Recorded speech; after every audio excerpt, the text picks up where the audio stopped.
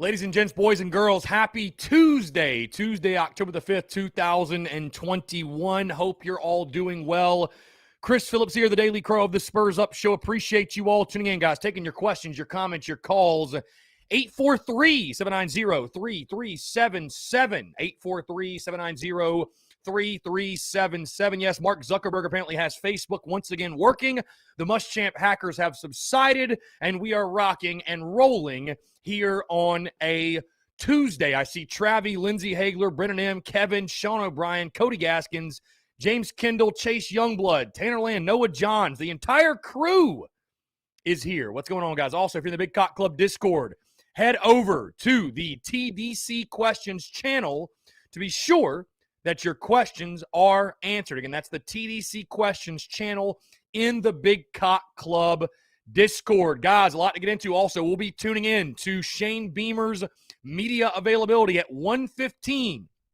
Coach Beamer speaking to the media ahead of this weekend's game in Knoxville as the Gamecocks take on the Tennessee Volunteers. Guys, got that, all more, guys. Before we get into everything, I do want to tell you about our friends over at Dason and Shalabi Law Firm, because the Daily Crow is presented to you by our friends at Dason and Shalabi Law Firm. Guys, they're young but experienced and aggressive attorneys. They're both former prosecutors who used to represent insurance companies but switching sides. They both worked at larger law firms where they represented hundreds of clients at a time. And guys, they both left to start their own law firm because they understand you're not just a line item, you're not just a number, you're a real human being, and you should be treated as such. They're a small boutique law firm that treats their clients like family. Guys, they're going to know who you are and treat you like a client and not a number. They handle injury cases that arise from car accidents and work accidents. Guys, do not try to take on the insurance company yourself. Been involved in any type of accident, no matter what it is, the last thing that you should be dealing with is paperwork, dealing with the insurance company. Let the experts over at Dason and Shalabi Law Firm handle it for you, guys. They use the latest technology to make representation efficient yet effective. Again, let them take care of everything for you. You don't even pay them unless they recover money for you. Rami's in Columbia, Curtis in Charleston. They handle cases statewide. They also offer virtual or in-person consultations at no charge. Guys, give them a call today in Columbia, 803-973-0304, or in their Somerville location, 843-388-3368. Of course, guys, your one-stop shop, their website, dsinjurylaw.com. That is dsinjurylaw.com for more information. Again, guys, it's our friends at Dason and Shalabi Law Firm. Be sure to check them out and tell them that Chris from the Spurs Up Show sent you. Okay, here we go. Taking your questions, your comments, your calls, 843-790-3377. That's 843-790-3377. I see John Kruger as well, DGD Podcast. Hope y'all beat the Voltards. Yeah, I agree. Travi, what's up? Wesley Newmeyer, what's going on? Or Newmar, excuse me, sorry. Kevin Montgomery says, is Birch really that good coming out of high school, or playing at a small program in high school made him look that good? He sure has been a disappointment. Kevin, I'd first ask you this. Where is that disappointment coming from? Is it because of lack of statistics? Is it because of something else? I will tell you, because it's ironic you asked me that, because I had a buddy of mine texting this morning. He's like, did you know, man, that in 14 career games, Jordan Birch has no sacks, which is very hard to believe, by the way. Very hard to comprehend. Very tough to comprehend. Again, guys, 843-790-3377. That's 843-790-3377. Taking your questions, your comments, and your calls as well. A lot going on today in Gamecock Nation. I want to say first things first, shout out to my friend and congratulations to Mike Yuva joining the Gamecock Central team. They got a big boost there with their coverage. So congratulations to Mike. Awesome dude. Glad one of the best in the business is sticking around. Columbia does a fantastic job. Blessed to call him a friend and really, really excited he'll be sticking around the Columbia area. You got that. Of course, you got Shane Beamer speaking. You've got your depth chart coming out. Just a normal Tuesday, folks. A normal Tuesday in the city. Also, I'm fired up because we just wrapped up a fantastic interview, a great conversation for the podcast on Thursday. Stuart Lake, now former Gamecocks baseball assistant, joined me. We just chatted for about 30, 45 minutes or so. Stu, awesome dude. Great talking Carolina baseball. It's never a bad time of the year to talk Carolina baseball, even though we're in the midst of football right now. So really appreciate Coach Lake. For taking the time. Really enjoyed that conversation. So again, guys, 843-790-3377. That's 843-790-3377. Taking your questions, your comments, and your calls as well. Let's see. Brian Dean says Burgess played really hard. Remember Vanderbilt last season. He has played hard. I mean, I'd agree. He has not produced the way I would have liked to have seen him produce to this point. I'm not going to sit here and sugarcoat it. He hadn't produced yet. He needs to produce. You're a forced 5-star. I'm going to need to get a 5-star effort out of you. So, can they get him more opportunities? You know what I mean? Can they get him more opportunities? We'll see. I was really impressed. I saw a lot of Boogie Huntley on Saturday night. Saw a lot of Boogie Huntley. So maybe he'll get more involved. I'll tell you this, guys, by the way, and I can't say that I do this every single game. I actually rewatched the entire Troy game last night. Rewatched the entire game. And, you know, I came out of it feeling – I don't feel any differently about our season. I've seen some people commenting and say, well, that game against Troy just confirmed to me that we're going to be a 4-win football team, and we're this is a football team, and we're that is a football team. And it's just like, I don't have that feeling. I don't know. I do not have that feeling, guys. So maybe I'm off base. Maybe I'm off my rocker, but I'm still just as optimistic and excited for the rest of the season as I was before that game and going into that game. So, you know, I thought the play calling by Satterfield was fine. There's a lot of plays right now, guys.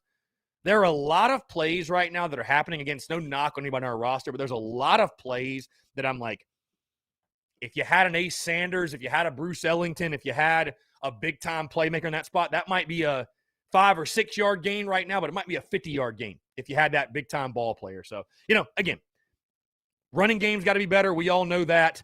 You know, things have got to improve. You got to make strides week to week. But I watched that Troy game on replay and felt great about the win yet again. So feel blessed to be 3-2. Woke up today feeling nothing but grateful to be 3-2. Let's see. Brian Dean, hoping Sanders returns soon. What a boost that would be. Yeah, he should be back soon. Hopefully. He should be back soon. Hopefully. Bryant Hughes, Troy's a top 15 defense. Yeah, they got some good players, bro. They've got some pretty damn good players. I'm not going to lie. They've got some pretty decent ball players for sure. Yeah, Brian Welch, the conversation with Stuart Lake was incredible. Again, guys, 843-790-3377. Quick reminder, if you have not done so, check out the podcast that dropped this morning, episode 511. 511, Alex McGrath and I talking everything that happened over the weekend, as well as looking ahead to this weekend's game in Knoxville against the Tennessee Volunteers. Christian Carver says, hey, I couldn't watch you yesterday because Facebook was down, but glad to watch again today. Yeah, Christian, that was crazy, man. That was crazy. The Muschamp Hacker Mondays, man. Telling you. Facebook and Instagram down all day yesterday. What a wild. They said that was the longest outage for Facebook. That was the longest outage for Facebook since like 2008. So I'm sure Zuckerberg was scrambling a little bit, but we're back. We're back today. It's all good. Lance Player, what's going on, my guy? How you doing? Appreciate you tuning in, my man. What's up? What's going on, Lance? I'm going to make this very short and sweet, by the way. I'm not going to spend a whole lot of time on it, but it's just something I woke up and for whatever reason was at the top of my mind. Should not probably be at the top of my mind, but you know what? It is, whatever. Or it was. Again, short and sweet to the point. There have been, surprisingly enough, there have been a few people that, you know, really doesn't matter in the grand scheme of things, but I want to make sure I speak my piece and I put it out there so people can understand in case there's anybody out there who might be a little, you know, on the fence, confused, whatever. I've had a few people, for whatever reason, question my motives when it comes to the Spurs Up show and this business and creating content the way I do, and just everything I stand for in regards to TSUS and what we've built. In regards to what are your motives? Are you really a fan? Are you doing this for other reasons? I'll say. Again, short, sweet, to the point, folks. My grandfather, I wear his ring.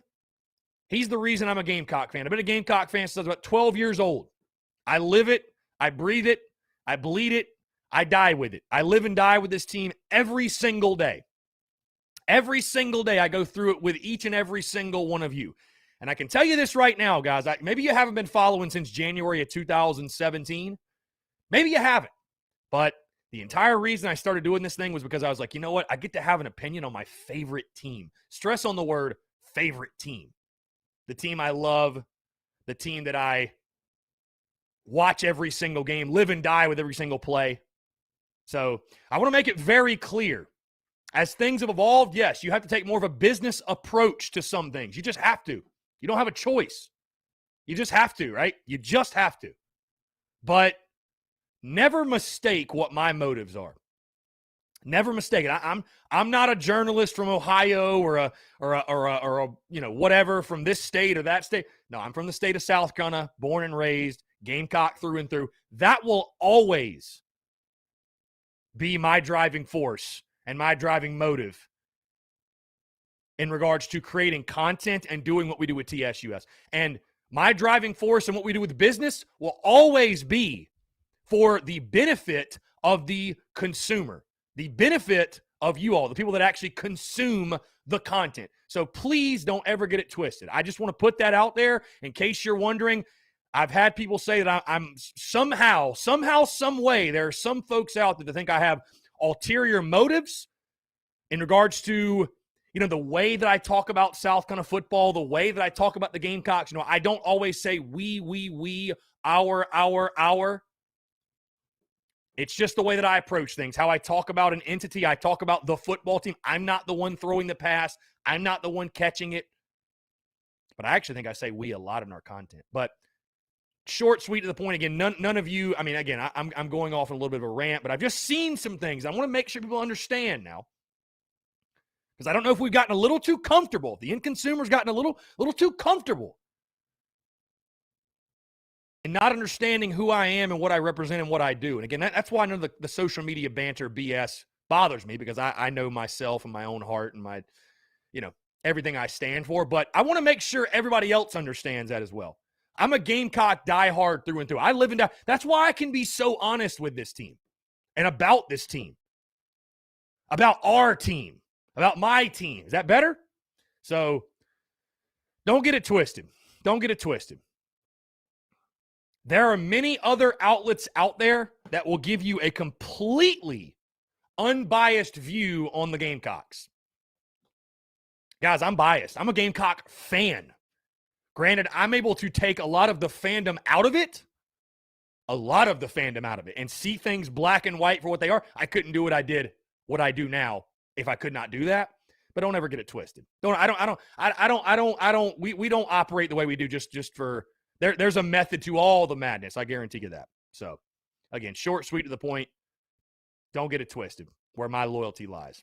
Again, taking your questions, your comments, your calls, 843-790-3377. That's 843-790-3377. Again, I'm a diehard fan. Nobody wants to see the Gamecocks win more than I do. But I will also be very, very honest and real, and that's why you guys rock with this show. Let's see. Brian Hughes, you do a good job, Chris. It's good to hear from someone that's a realist when it comes to our Gamecocks. I appreciate that. And again, Brian, I hate even bringing up stuff like that because 99.99% of people, that's not even their thought process. They don't think those things. But I see some of those comments. I'm like, I want to make sure y'all understand. I want to make sure the masses understand why I do what I do. I always wanted to be an entrepreneur. I love business, but I love the Gamecocks, guys. If I didn't love it, I couldn't do it. You can't fake the passion. You can't fake the energy. Believe me. You, the end consumer, are a lot smarter than people want to give you credit for. Okay? You are. Give yourself credit. The end consumer can smell bullshit a mile away. So if I was full of shit, you would know. But I'm not. End of story. All right, let's get to these questions. Lance, go and pour out the Busch lattes. Why not? Christian Carver, you do a great job. No need to sugarcoat it. You're real. And I appreciate that. And again, I'm a Gamecock through and through. I bleed garnet and black. I love this team. I was raised to love this team. This team is my life, literally. This team is my life. All the sports, not even just football. Tyler Knoll says, to the Doty haters, do not forget that Luke Doty's only played 4 games. He's the farthest thing from an issue on this offense. Does he need to continue to develop and get better? Absolutely, and he will. He also still isn't 100%, but he's working his way back to that as well. He's got all the tools and intangibles to be a very successful SEC quarterback. Let's fix the O-line, and I feel like this offense will get dramatically better. Yeah, I agree 100%. Tyler, I agree 110%, man. Again, I rewatched the Troy game last night. Rewatched it. I genuinely don't understand how you could watch that game and say, God, if we just had a better quarterback, our offense would just be night and day better. Again, is anybody out there saying that Luke Doty doesn't need to improve? He absolutely needs to improve along with the rest of this team. But Connor Shaw, let me just put it this way. 2013 version of Connor Shaw, he was not always that guy. Like, are you going to give players the opportunity to improve and get better? You got to. Again, that was Luke Doty, just to put in perspective how young this guy is. That was his first ever win as a starting quarterback at the University of South Carolina. Do you realize that? That was his first ever win. So if you look at the offense right now, and your number one complaint is Luke Doty, you just want to dislike Luke Doty. And I'll even go a step further. Guys, is Luke Doty a perfect player? No, he's not. Is he a perfect quarterback? No, he's not. Does he need to improve? Yes, but there ain't a damn player on the roster better than him. So there's just no point in the complaints and the bitching and the moaning. He's the best option, and it's not even close for this football team. So, I mean, hey, to each their own, you're entitled to your opinion, but if your number one opinion with this offense is, oh, we need another quarterback, I think you must have some personal vendetta against Luke Doty, because there's just no way. There's just no way. Christian Carver, is Tennessee good, or was that a product how bad Mizzou is as a team? Yeah, you look at the score in that game, Christian, 28-3. Tennessee was up in the first quarter. Mizzou's a mess. Mizzou is definitely a mess. I mean, listen, I think Tennessee under Josh Heupel is doing some good things. Do I think Tennessee's really a 69-24 better team than Mizzou? No, I don't. No. Do I think Tennessee's a 460 rushing yards team? No, I don't think that's a thing. I don't, things are never as good as they seem. Things are never as bad as they seem. Is Tennessee that team we saw last week? Probably not. I don't think so. I don't think so. Let's see. Eric Fryer, score 20-plus points, we win. Score less, we lose. Simple. Score 30-plus points a game, and I don't think we lose another game. I will say, if we score less than 20, we will lose. I will give you that. You got to score more than 20 points. The over-under has actually gone up, believe it or not, which is crazy. The over-under was like 53.5. It's at 55. So Vegas thinks there's going to be some points. I don't know if Vegas thinks that Tennessee's going to score points. If they think we're both going to score points, they think we're going to score a lot, but they think there's going to be points. So do with that information what you will, but the over-under is going up. It's going up, which, I mean, again, does our defense still have some things to prove? I mean, sure, but to think Tennessee's just going to run roughshod all over us is kind of crazy in my mind. It's kind of crazy. Let's see. I appreciate all the love and support, man. I see all the comments from you guys showing the love and support. Jacob Rogers, whole reason I love your show. You don't see through Garnet guys. Yeah, I mean, again, guys, I don't want to spend a whole lot of time on it. Again, one or two people's comments, and I've got to do a better job too of ignoring, especially on game day, the comments and stuff like that. I'm not a perfect human being, but I don't know. I just woke up this morning and it's like I can't. It kind of blows my mind. It's hard to fathom that there's even one person out there on social media that would insinuate that I do what I do with the Spurs Up show for any other reason than I'm passionate and love talking about the Gamecocks. It's hard for me to fathom that. To insinuate that I would do what I do every single day for a check, for a dollar sign, and not because I'm passionate about the Gamecocks and love the Gamecocks. You don't make the amount of content I make, folks, if you don't love doing it. So I live and die with this team, as do you. That's why we get along. That's why we are where we are right now. That's why we're going where we're going. Sean O'Brien, not Gamecocks related. Is Urban done for and gone? Looking that way. Call from Alex. All right, let's jump to the phone lines To real quick. accept, press 1. Yo, what's going on? How are you? What's up? What's going on? Nothing much. What you got for us on a Tuesday? You got a question or what? What was that? You get one chance to call in. from Todd Smith. I think he didn't think I was going to answer. All right, let's jump to the phone. Todd, what's going on, my man? How are you? Hey, what's up? It's a great day to have a day. It is a great day to have a day indeed. Great day for Facebook to be working again. And, yeah, just great day to have a Tuesday, Todd. I appreciate you calling in. What's up, my man? Absolutely, man. I'm driving today through Kentucky, and as every day I listen to your show. Want to start out by reiterating, as I've said in the past, love your show, love your honesty. I love that just because you are a Gamecock fan that you don't have to dress it up or spray perfume on a pig, if you will. We got some things that need working, and you always are the first one to make sure even though you like putting out content, it's not feel-good content. It is what we need to hear as fans, and the reality is you keep the expectations grounded, if you will. I appreciate that, man. Yeah, I appreciate that. Continue. Go ahead. But I want to share with you one other thing, and I'll let you get back to your deal. Dude, you're getting better and better at calling it like you see it. You know, or Trey Smith, you said at the beginning of the year you sold your stock on him, and I guess he has finally sold his stock on himself as well. I understand he's entered the transfer portal. Yeah, and I want to make it clear, too. I didn't want that to happen. I just think it's one of those. No, I didn't either. No, I know, for sure. But it's just, that was my take on it, and that I wanted Ortre to surprise me. I wasn't banking on him being a playmaker for us, and the reason simply was, again, when he contributed, it was so long ago, and the kid unfortunately dealt with injuries, and you just get buried on the depth chart. And from the things I heard in the spring, I don't think he was still even 100%. So, it's unfortunate. Goodness. It is what it is, but hopefully he can go somewhere and actually get some meaningful snaps and play. But, it's all you can do is wish nothing but the best. That's all you can do. Right.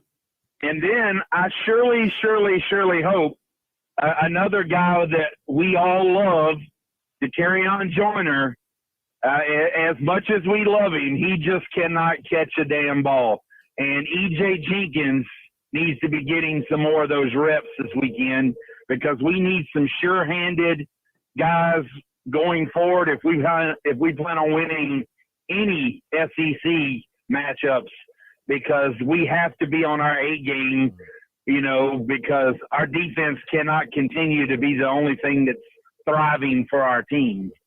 Yeah, dude, listen, this isn't Pee-wee football, right? All you can do is give guys opportunities, and when they make plays, you got to give them more opportunities. And I'm sorry, but I like Dak. We all do. I think there's different creative ways we can use him, but in a pure wide receiver role, we got to get some guys out there that can catch the football and make big plays for us. And, hey, right now I've seen more out of E.J. Jenkins and even Amarian Brown and some others versus number 5. So I'm not saying throw DK to the side and don't play him the rest of the year. That's not what I'm saying. But, hey, when a fourth down hits you in the hands and you drop it and then you give somebody else a chance and they catch a ball and they run in for a touchdown, it's like, well, we got to put the best 11 out there to give us the best opportunity to score, especially right now when you're struggling so badly on offense, and Luke Doty needs all the help he can get. So, again, like you said, man, that's what people need to understand. It's like, it ain't nothing personal, man. We're just trying to win. We're people's jobs are on the line. Fans' emotions are on the line. We got to win. So, I hope to see guys like EJ, Amarion, others get more opportunities. So.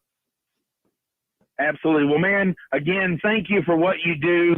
I really appreciate it, because, I'm not in South Carolina and I don't get to come to as many games as I would like to, being a over-the-road truck driver. So it's just great to be able to have some good, honest content to listen to every day.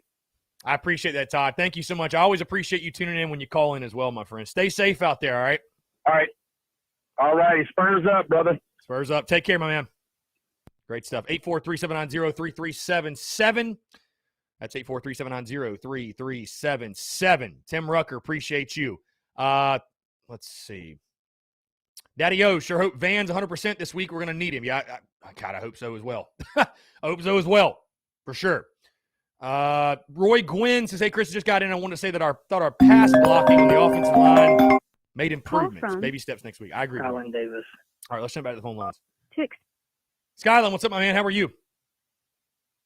What's up, buddy? What's up, dude? I don't know if you saw, by the way, I chatted with Stuart Lake this morning. So, Yeah. Skyland, you there? You know, it's Tuesday. I got time to call you and give you my prediction. Got you. Let's hear it. Well, I don't feel like we have enough offensive playmakers or weapons to win the game versus Tennessee. And I am kind of iffy on the game because Tennessee obviously is in between beating Missouri as bad as they did, and they're not that good of a team. Yeah. You know what I'm saying? It's iffy, but I just don't believe in offense right now. I just feel like Tennessee beats us by 10 points Saturday. And hey, that's fair. That's a totally fair prediction. And we've if we want to, I saw somebody comment. They said all the experts are picking Tennessee to win. It's like, well, we got to score. I mean, we got to score. We got to score against somebody with a pulse. I know we're the only team to score against Georgia, but got to get it going offensively, man. You got to score to win. So I think it's a fair prediction. You think that some kids are just gamers, and some kids just don't perform well in practice. Just like what's the kid, the safety, Jamari Brown, right? Is that his name? Jalen Foster, you're talking about, or Jamar Brown? No, not Jalen Foster. Jamar Brown. Yes. Brown, number 8. The Jokers look better last week than anybody in the safety at play safety has. And sometimes I just feel like some people are just gamers, and when the lights turn on, their mindsets click. Yeah. So we need to start getting more people in to see who's your gamers, who's your gamers. Yeah, I mean, there's definitely some. I mean, man, just from being around any sport, there's some guys that, they don't practice great, and when the lights come on, they show up and they show out. And there's some other guys that they're great practice players, but they can't handle the pressure of being out there and the lights cut on. And you probably heard it, man, being a 5 o'clock hitter. There's guys that crush it in BP and they look great, and they get out there in a game, they can't hit anything. So there's some guys that are total opposite. So I mean, it's keep giving guys opportunities. I mean, Jamar Brown, again, I know he had the blunder, but I made the point yesterday. And listen, I was irate. I was upset. I was as furious as anyone that happened. But, his entire game shouldn't be judged on that one play. And I thought Jamar Brown played a really good game. So, I mean, I'm certainly he's going to get more opportunities this weekend. R.J. Rodgers is going to miss the first half. So, we'll see what he can do. But, yeah, I mean, you got to keep finding those guys, man. Keep finding those playmakers, giving guys opportunities, and especially on the offensive side. I think they got to keep doing that, shuffling guys in. Exactly. That's why I'm not trying to be the David Downer. That's why I pick us to lose a lot of these games is because of the offense. I think the defense does its job. The defense gives you a chance to win games. The defense keeps you in games. But the offense doesn't just do enough for me to say, hey, I feel confident we're going to win. Can we beat Tennessee? Absolutely, we can beat Tennessee. We can go down to Knoxville on a 12 o'clock kick. 12 o'clock games are away as division team's best friend. I'd rather play away at 12 than play away at 7 anywhere. Oh, yeah, for sure. No, that's a given. Given. But if the offense shows you enough to feel confident that they can help the defense out. And I just don't think they have. I mean, I'm not disagreeing with you, man. I'm not disagreeing with you. I mean, the offense has – I mean, you look at just the pure offensive outputs, I'm not talking total points scored. I mean, because you think last week you only scored one offensive touchdown that entire game, And I think I don't know if I'm right, but my prediction was like I said it was going to be a struggle, but we pulled it off at the end. I think we went 24-20. Yeah. I think I told you that. Yeah. And you had 23-13. We was pretty close. Yeah. Yeah. I mean, it's you got to get better offensively. There's no question. I mean, and again, people will point to Doty. They'll point to the receivers and the tight end. Everything's got to get better, but this offensive line not opening up running holes, and we're not getting those explosive plays in the run game, and we're not getting into a rhythm with the run game.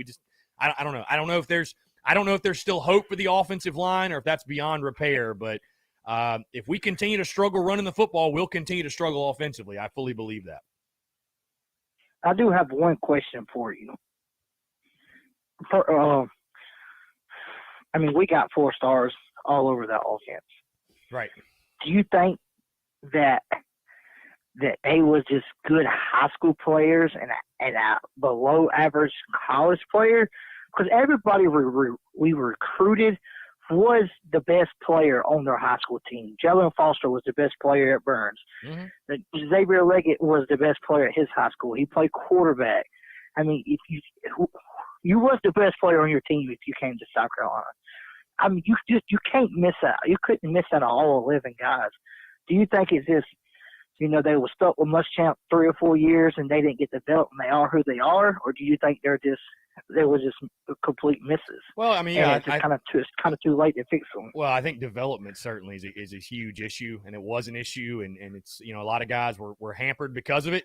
But also, dude, offensively, I mean, listen, you talk to guys like Perry Orth and Garcia, and I've been able to sit and talk offense with those guys, and if one guy doesn't do his job, it can mess up the entire thing. Like, a play can be there, but if one guy messes up, one guy don't do his job, it can mess up the whole thing. So it feels like right now we're just, I don't feel like I'll tell you this, and this is not me trying to be sunshine pumper, crazy optimist on a Tuesday, but like, I rewatched the Troy game last night, and it's like, I feel like you can see it. Like, I don't think we're light years away from being – I'm not saying we're light years – we're close to being a great offense, but we're not light years away from being a competent offense.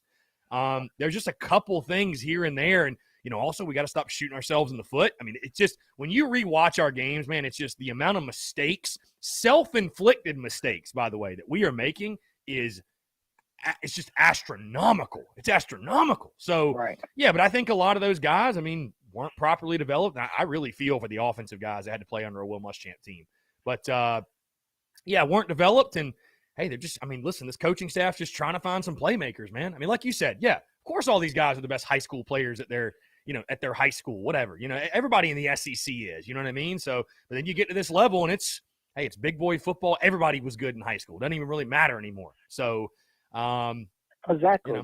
So yeah, I mean, listen, all Shane Beamer, and I mean, coaching's very important, but all they can do is give guys opportunities to make plays. And hey, like when a guy like EJ Jenkins snags one out of the air and goes in for a touchdown, hopefully what that says is, well, we need to give him more opportunities. That's how you earn more opportunities. So, I think if the offensive line can get going, I think if the offensive line can improve, I look at guys like Van, Jenkins, Bell, Muse. Obviously, what you have at running back. Maybe a guy like Amarian Brown can step. Like, I think there's enough weapons there, and you're not going to be a great offense by any stretch, but to have a competent offense that can at least somewhat capitalize on what the defense is doing, I think that's I think that can happen. So, like I said, I don't want to be a Debbie Downer.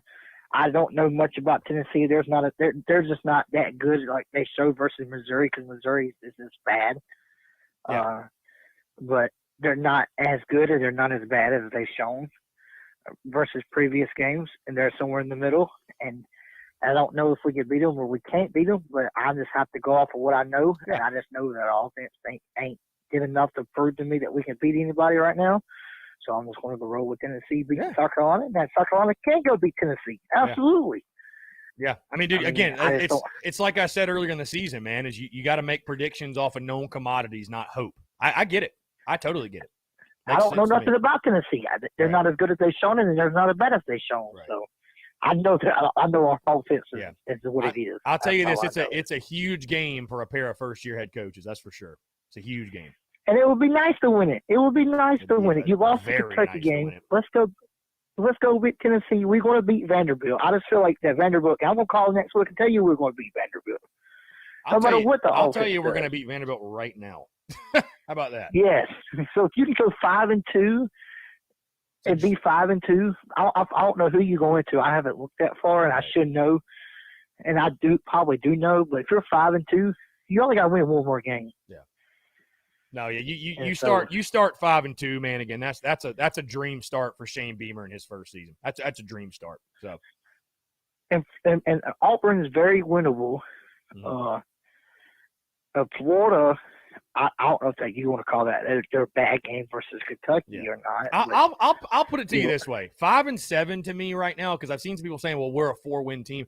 I think this team will go at minimum 5-7 because look at how wacky college football has been. You really think South Carolina's not going to beat one of those teams they got left? I mean, dude, here's the thing. I think Auburn's probably the better one. Right. This is the reality in college football right now, though. It's like it's Georgia, Alabama, and then everyone else has issues. So, I think that's something, too, that fans need to keep in perspective. Is just like, I know Kentucky's 5-0, and that pisses people off, but it's like, we're not the only team that's kind of struggling to figure it out. You know what I mean? Like, it's not like it's just us. So, you know what's funny about Kentucky? They don't recruit nowhere as good as we do. I mean, nowhere. No, they've just developed the hell out of their guys. They developed the hell out of that roster. Players great. Yeah. And I think Shane will get us there, and he's going to have better recruiting classes. So I have no worries about the future of this program at all. Exactly. Prediction on Oscar Depth. I mean, what he says is great, but I think he's Georgia bound. You're just full of good news today, full of good predictions today. What do you think he's going then? I will. I plead the fifth. And I don't know. It's probably 55-45 Georgia right now. He's most likely, I think, probably a dog, but you never know. Hey, what kind of kid is he? You can go to Georgia and be a number. You can come to Carolina and be a name. What do you want to do? That's what I'm getting at. Why would you want to? And that's what confuses me. Like, these kids go to Georgia, Clemson, Alabama, and they just sit on the bench 3 years before they get a chance to even be the guy. But you could come be the guy right here. But that's the difference. They win championships and we don't. Kid would rather go sit on the bench and play behind somebody for 3 years before they can be a starter to come to South Carolina and start all the way immediately. And that's mind blowing. Yeah, for sure. So, all right, well, like I said, I hope the Gamecocks win. I'll be in Knoxville going down Friday night. Love it. Love it. Well, I'm going to pull the Gamecocks to a victory. But when I get down there, my mindset's going to change. We're going to destroy Tennessee. We're going to beat Tennessee when I get down there. But as like me calm down, me thinking I don't think it's going to happen. Mm. But I got you, Skyland. Be safe then. Hey, bring us some good vibes. Bring a dub back home when you go. I will be livid. I will love that. But it's great. I mean, I don't want to wish nobody being hurt, but it's actually great seeing Clemson actually doing Clemson things. It's great. And being like the rest of us. Oh, yeah. So, Absolutely. It's been a long time since I heard somebody at Clemson got hurt, and they got 15 injuries right now, and that's just that's not what I'm used to the past 6 to 8 years. Usually everybody's healthy and ready to roll.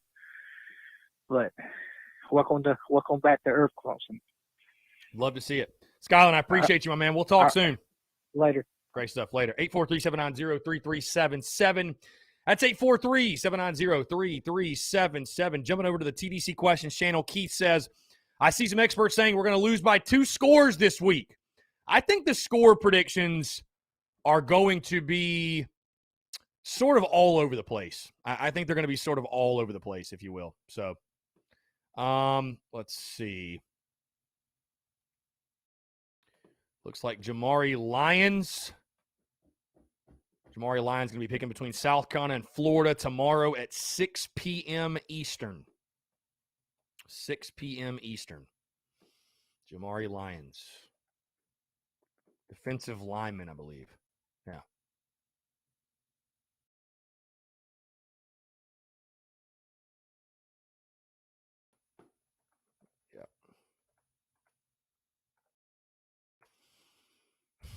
Again, guys, taking your questions, your comments, your calls, 843-790-3377. Let's go ahead and jump back to it. Call from Robbie Davis.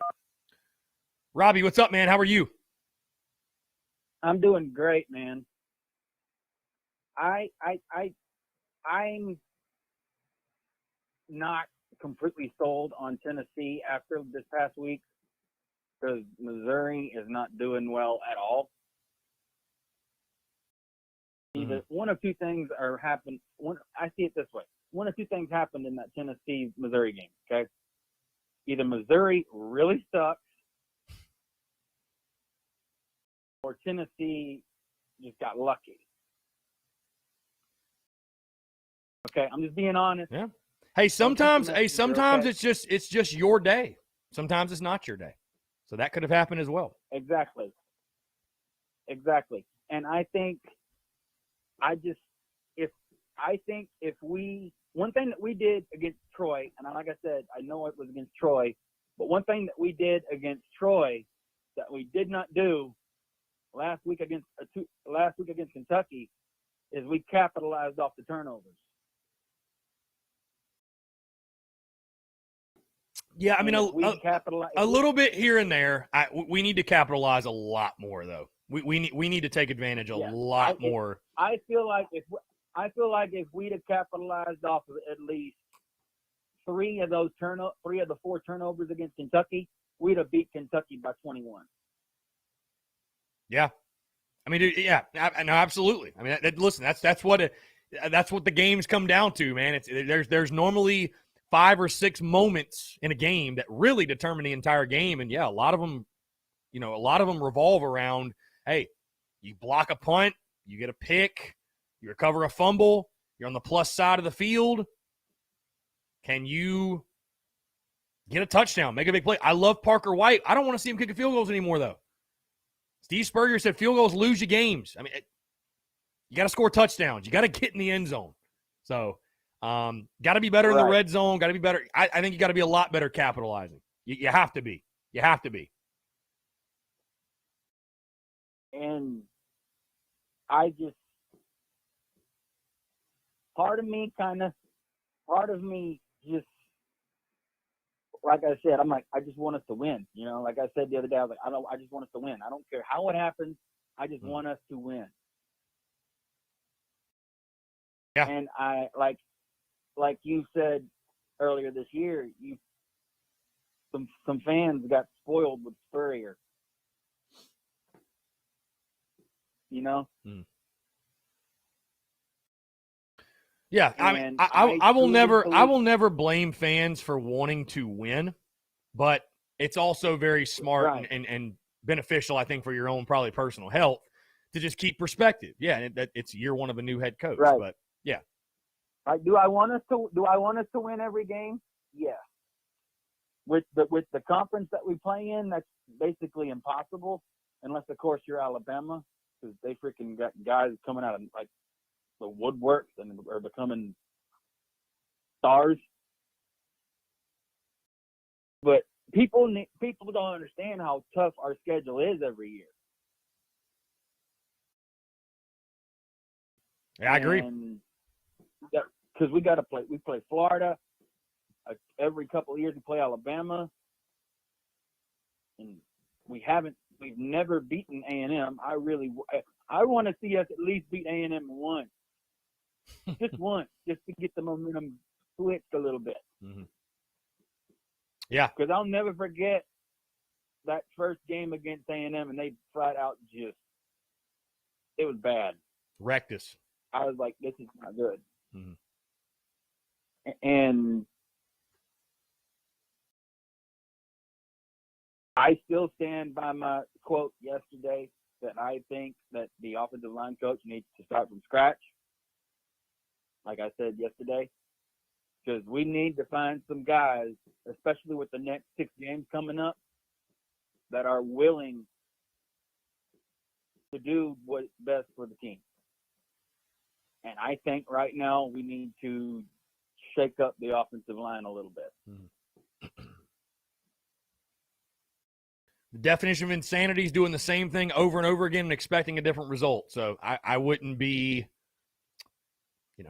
totally opposed to it.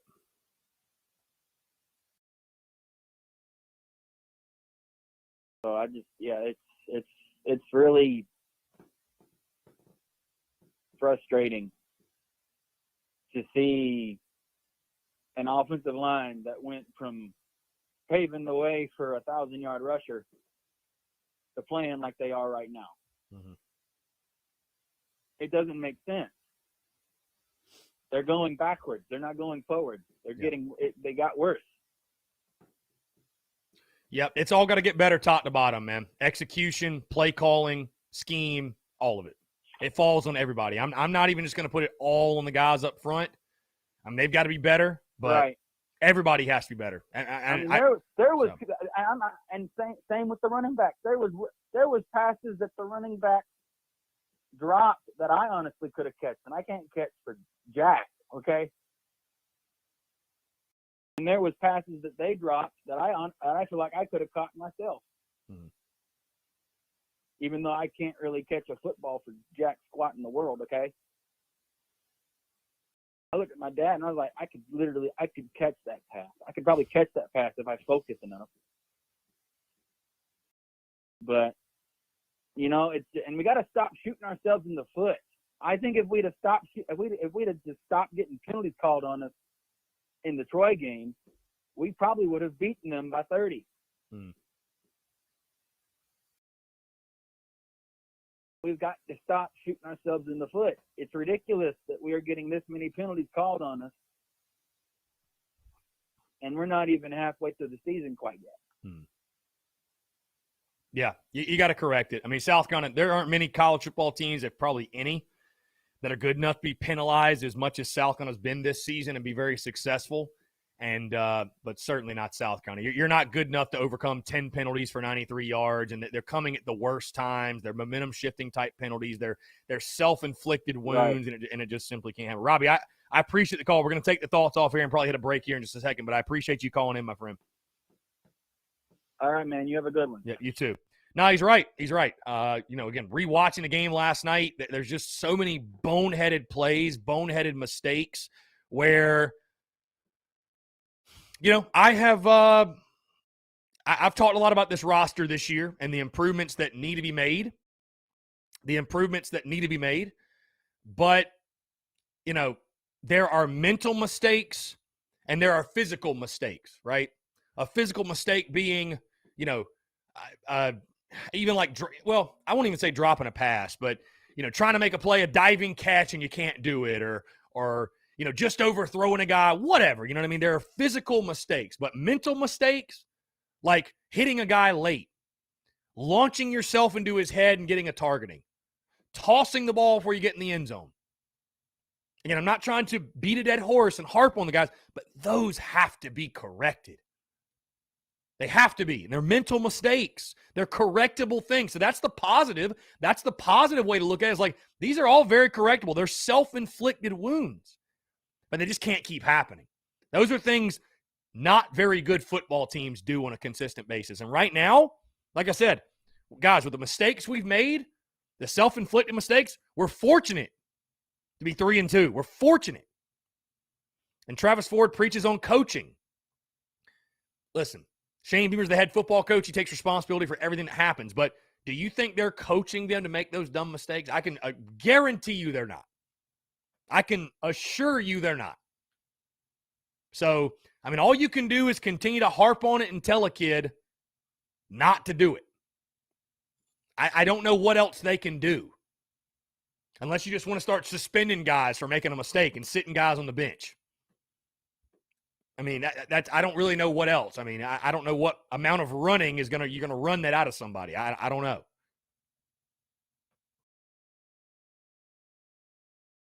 Mark Regal says, don't understand why we ain't using Zaquandre White or Belmore or EJ. We have the damn talent. Well, we're not blocking worth a damn, Mark. Makes it a lot harder to get it to those guys. Would you not agree? Let's not overcomplicate it, okay? Let's not try to look for things and find things that aren't there. When you can't block on the offensive line, it just makes everything a lot tougher. It makes it a lot tougher to get it to those playmakers. A lot tougher. Justin Kyle, we need to score touchdowns off turnovers. If we convert against UK, they get beat easily. If we score on Troy, that's a 14-plus point win easily. I agree. If. But I do agree with you. Hey, defense gives you the ball on the opposing 30? That's got to be a touchdown, man. There's just no excuse.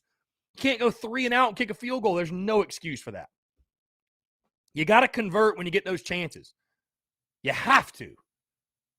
Those are momentum-shifting type of moments.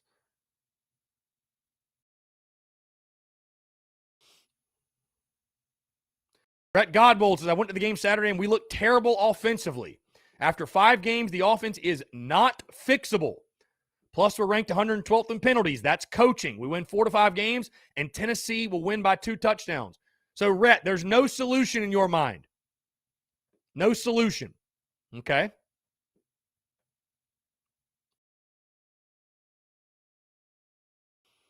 Let's see.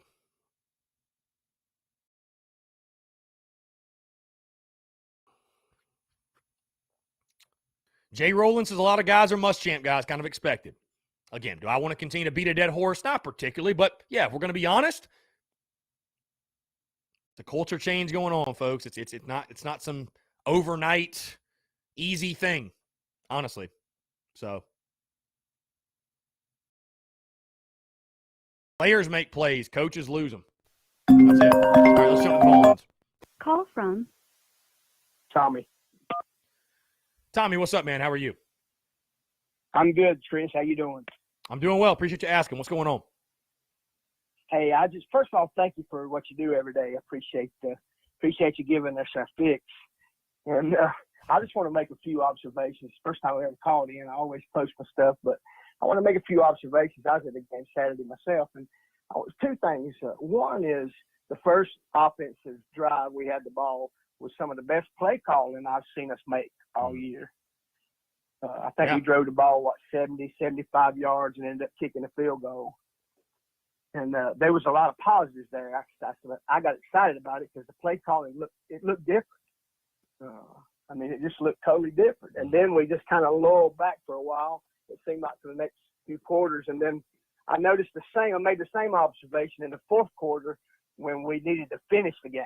Mm-hmm. And so we did. We drove the ball down there and we kicked the field goal. But the play calling on that last drive I thought was great. So I said all that to say this. To me, I'm a half glass full kind of guy. So I see that as potential that we can do better, play calling and on the field. Yeah, I agree with you, actually. I thought, by the way, speaking of the last drive, I thought we ran the ball pretty well in the last drive. We did.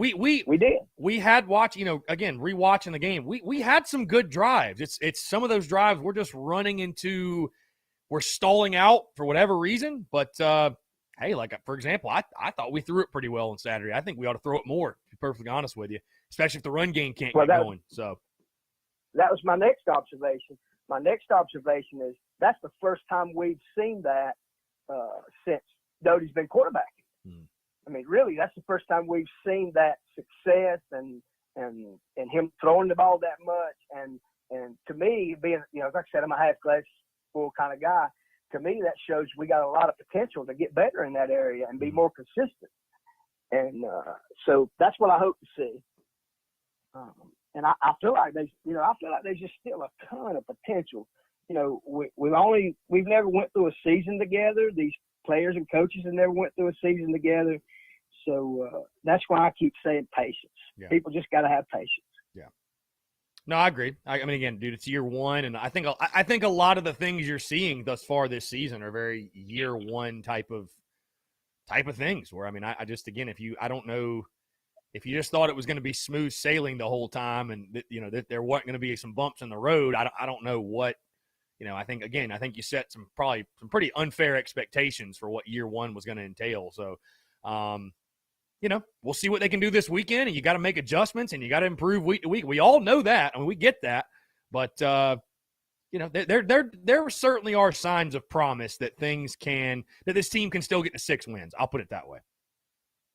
Absolutely. And listen, there's no doubt that Coach Beamer's brought Beamer ball to South Carolina. Oh yeah.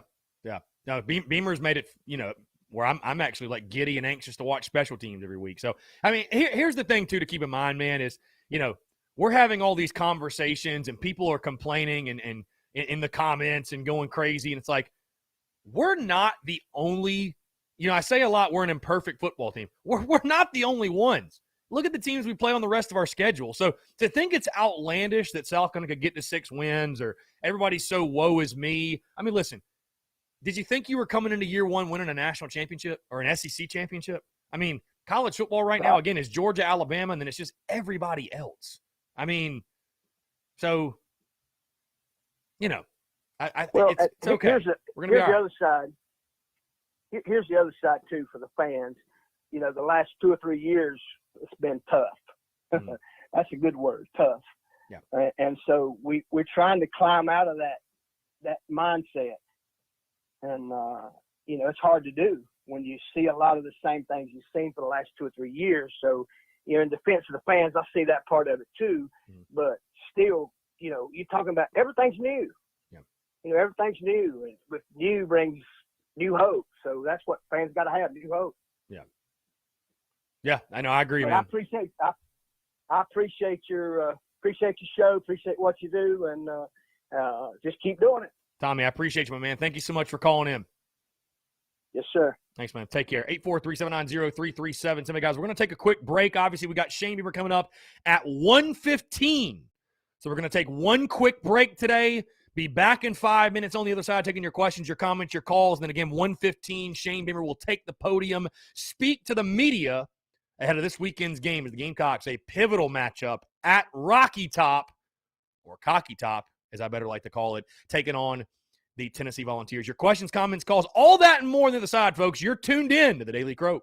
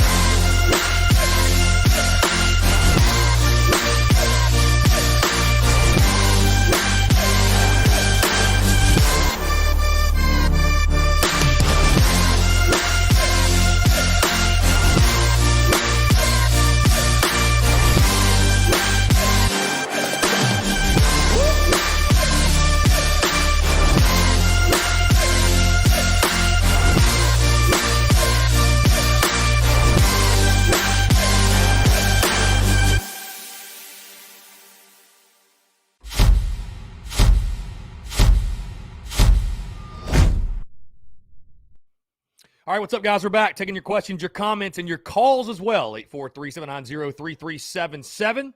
That is 843-790-3377. Rooster Cogburn says, when you have the same offensive line, same offensive line from last year that helped Harris get what he got, a lot of it's uncalled for. What happened? They forget to block? I know scheme's different, but the skill's the same. Rooster, I don't know, right? That's the million-dollar question right now. If that's the question, that if Greg Atkins can't get solved, he might not be here next season. So, yeah, I don't know. I don't know. That's what we're all trying to figure out. What happened to the run game, right? Is there any hope remaining for the offensive line? That's the question. Let's see. Justin Kyle, honestly, I feel like Tennessee is leaning more towards a loss than a toss-up game. I don't see it. I think it's a toss-up game, personally. That's just me. Over-under now, guys, sitting at 56.5 for that game. Crazy to me. It continues to go up. Continues to go up. Tyler Huck says, do you think it's hardest for the offensive line to get used to the new coaching staff the most because they're such a veteran group? I think they'll get better. It's just a matter of time. Here's my question, Tyler. Was maybe the offensive line just were they not as good as we gave them credit for? That's the other side of it. Were they maybe not as good as we gave them credit for? Was Mike Bobo that good of a play caller? Did we just scheme it up so well? I mean, is that a fair or unfair question? I don't know, because it doesn't make sense at all. Doesn't make sense at all. Maybe we gave them too much credit. Maybe we gave them too much credit coming in the season. I don't know. Again, guys, 843-790-3377. Shane Beaver speaking to the media in about 10 minutes or so. Justin Kyle says it's going to come down, honestly, to the line of scrimmage. If we can't run the ball again, it's going to be a long day. Yeah. Hey, something happened, by the way, over the weekend that I said wouldn't happen all season. So I was wrong. I said in the preseason that any game we threw the ball 30 or more times, we'd lose every one of them. And guess what? We threw it 34 times against Troy, and we won. Because I thought we'd be a run-heavy football team. And right now we're not. And we just might not be this season, guys. I mean, I hate to put it all on Luke Doty, but we might be a team that needs to throw it 40 times a game. I don't know. Because, I mean, just because you can't run the ball, you can't say, well, we just can't score. Oh, well. You got to try something else. Right? I think as fans, we can live with that. Just try something else. So, I don't know. Justin Langford says it's more of a zone scheme instead of a man scheme now. The vets and younger guys have to adjust or falter. John Gibbs says this game will be decided by 10 points or less this weekend. One team's offense or defense is going to shine. Just not sure who yet. Let's see. Tyler Huck says it's a fair question, but a lot of run plays are the same, I would say, from last year to now. I'm not seeing anything different. Yeah, I mean, I don't know. Matthew Jones, was Hutch, Adam Prentice, and Colin Hill a big part of the run game, both blocking and Colin Hill calling the right protections? Yeah, it's a little bit of a different group. I mean, you're obviously not using a fullback, but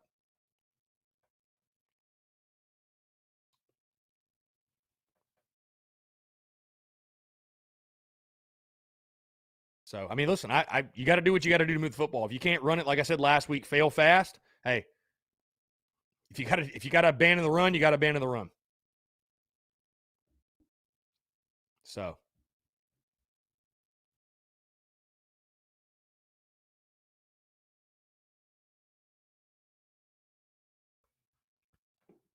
Austin Greer says, why does our offensive line suck so bad? It's the same line as last year for the most part. It feels like it is coaching. Maybe it is Greg Atkins, guys. Maybe it is. Everybody's got to be better, top to bottom. Satterfield. I mean, again, watching the replay last night of the game, went back and rewatched the Troy game. It's very hard to comprehend how we are bigger than them and we're getting pushed around. It doesn't make sense. It doesn't make any sense. It really doesn't. Doesn't make any sense.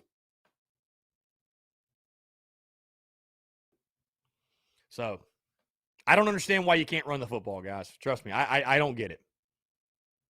I don't understand why you cannot, and I'm not even saying run it for like 200 or 300 yards. I don't understand why you can't run it with just any sort of consistency at all.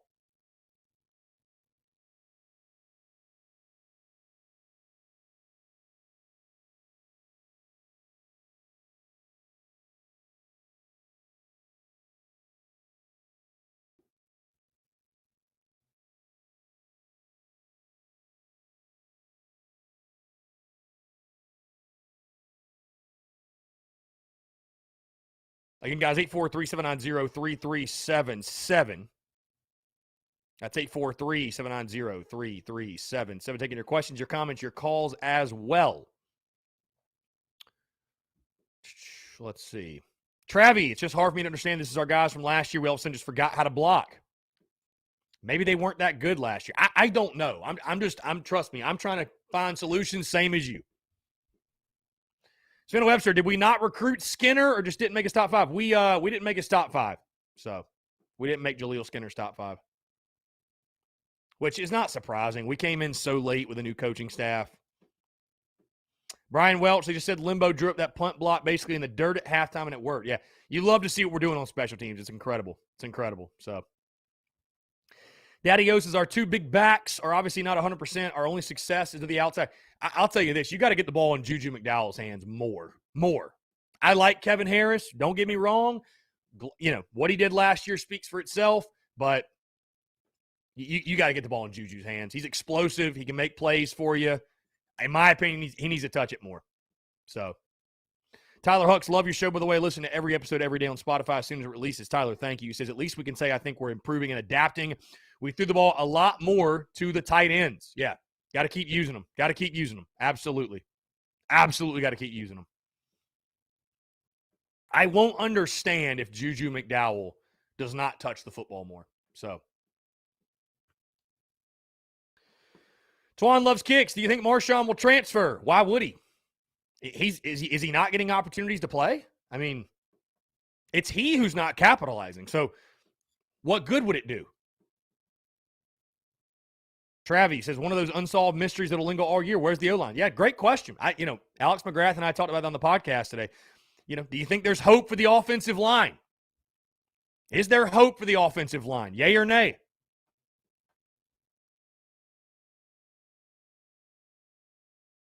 I don't know. Are you just stuck with a bad O-line all season?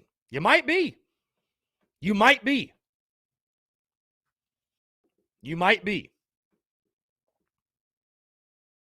Matthew Jones, who's a better hire, Pete Limbo or Clayton White? Now, you're going to make me pick one of the two guys. They've both been fantastic hires, man. Clayton White, what he's done with that defense, though, has been incredible. Insane what he's done.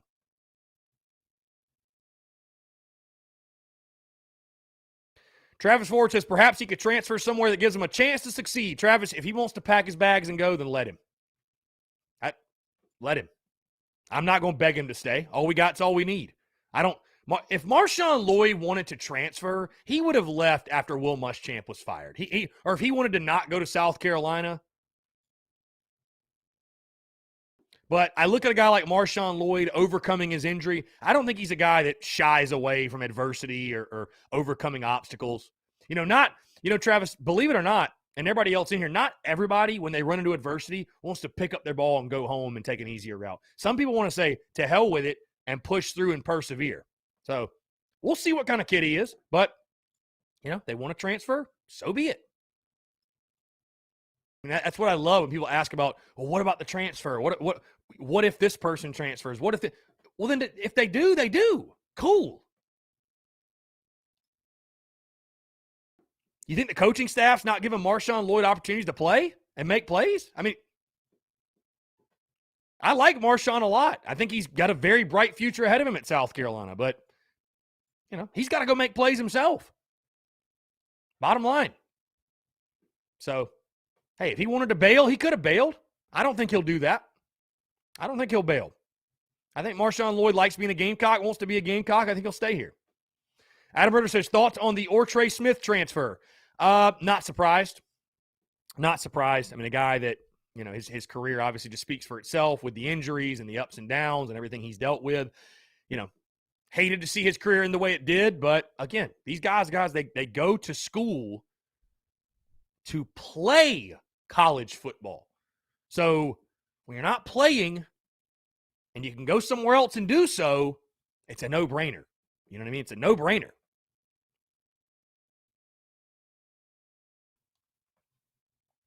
Mark Regal says we've played 3 top 10 defenses. We're lucky to be 3-2. Yeah, I mean, dude, we literally, our 2 losses are teams that are 10-0 combined. So I just, again, are we an imperfect team? Do we have issues? Absolutely.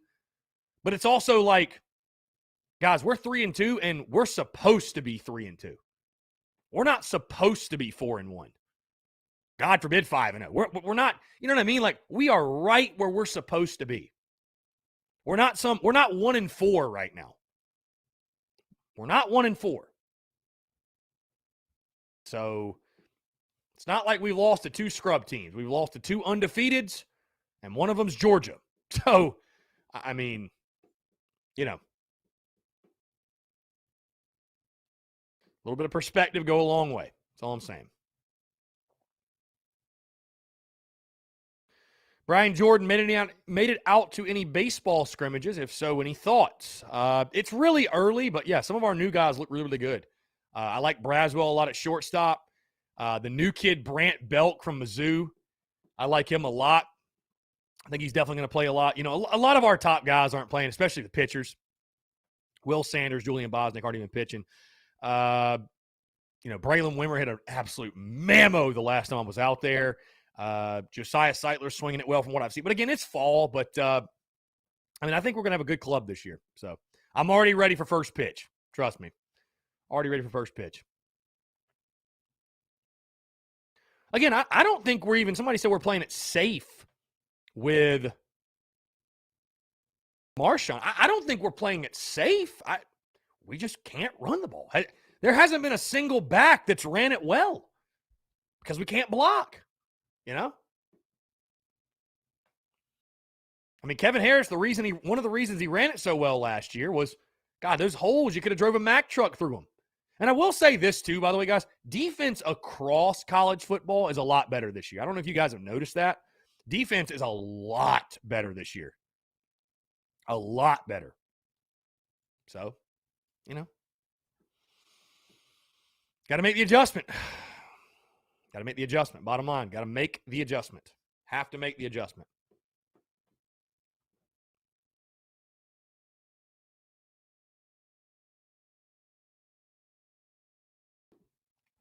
Again, guys, Shane Beamer's media availability upcoming here any moment now. Any moment. Shane Beamer speaking to the media. We'll tune into that, obviously. Appreciate you all tuning in. 843-790-3377. Is it live? It's not live on YouTube. Why is it not live on YouTube? Oh, there it is. Yep, here we go. All right, we'll go ahead and share this.